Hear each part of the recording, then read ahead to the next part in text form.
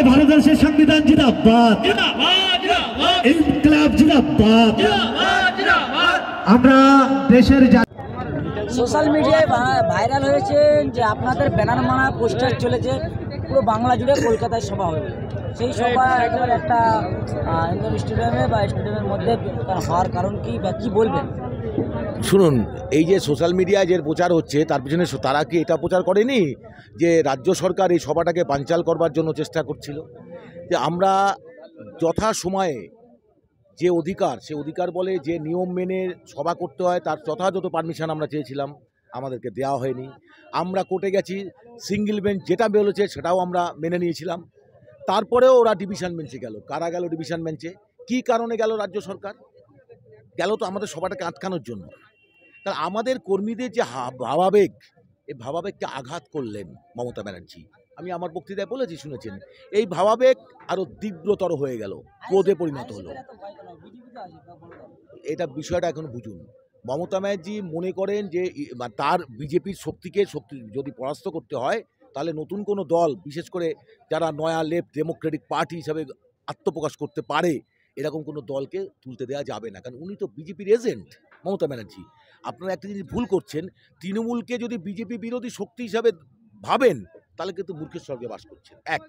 দ্বিতীয় কথা হচ্ছে যে তৃণমূলের কিছু মানুষ আছেন যারা প্রকৃত বিজেপি বিরোধী, বাট মমতা ব্যানার্জি, অভিষেক বন্দ্যোপাধ্যায় কিন্তু বিজেপি বিরোধী নয়, ওরা বিজেপির এজেন্ট এবং আরএসএসের এজেন্ট।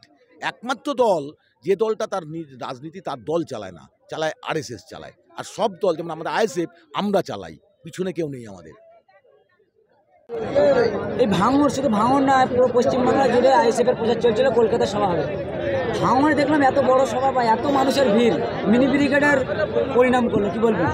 দেখুন, এটা মানুষের আবেগ ভালোবাসা ছিল। কলকাতায় হলে আরও বেশি সেখানে যাওয়া যেত, কিন্তু আমরা এই প্রোগ্রামটা এখানে হবে সেরকমভাবে আমরা সেই পরিস্থিতিও আমাদের ছিল না, হঠাৎ হয়েছে। তারপরও যে এত মানুষ এসেছে, হাজার হাজার কর্মী সমর্থক, সত্যি আমরা খুব গর্বিত এবং ওনাদেরকে ধন্যবাদ জানাই আমাদের এই আজকে প্রতিষ্ঠা দিবসকে সফল করার জন্য। এত মানুষ, কি বলবেন? ভাঙড়ে এত মানুষ, সেই মাঠ যুদ্ধ হয়েছিল, সেই ভাঙড়ে এত মানুষ, কোনো টাকা পয়সা দিয়ে আনা হয়েছে? কোনো টাকা পয়সা নয়, ভাঙড়ের মানুষের উপরে এই শাসক দলের গুন্ডারা যে রোলার চালিয়েছে, এটা তারই পরিণাম, তারই ফলশ্রুতি এটা দেখা যাচ্ছে। মানুষ সেই ক্ষোভটাকে উগরে দিচ্ছে।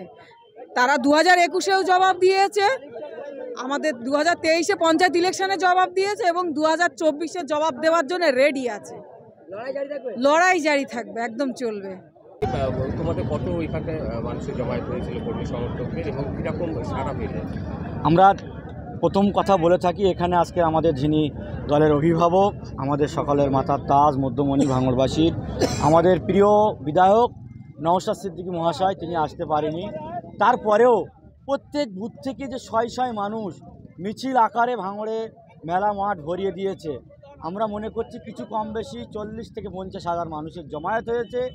আগামীতে আরও যদি মা বোনদের সাথে করে নিয়ে সেই বিজয়গঞ্জ বাজারে সভা করতে আমরা ইচ্ছা প্রকাশ করি, এরকম বিজয়গঞ্জ বাজারে 3-3টে মাঠ লাগবে এবং যদি নওশাদ সিদ্দিকী মহাশয় উপস্থিত থাকে আরও লাখ লাখ মানুষ, ভাঙড়ের কিছু কম বেশি 3 লাখ 3.5 লাখ মানুষ, আর বাড়ি থেকেও থাকবে না, সবাই নওশাদ সিদ্দিকীর মুখ পানে চেয়ে এই প্রোগ্রামে চলে আসবে।